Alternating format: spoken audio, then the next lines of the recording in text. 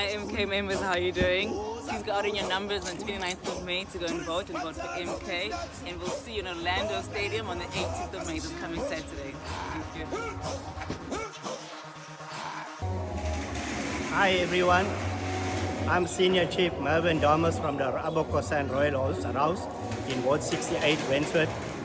I want to thank Mkonso Sizwe for coming out today with showing us the real support and coming uniting the community and driving out to the race course, to the Chinese factory, to the police station and to the hospital, showing them our plights, our cries for the violence, the people dying in the hospitals, the unemployment rate and lots of things that's affecting our community.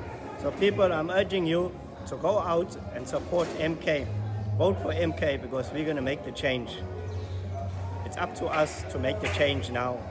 I really appreciate MK for coming here and making this difference. Thanks so much.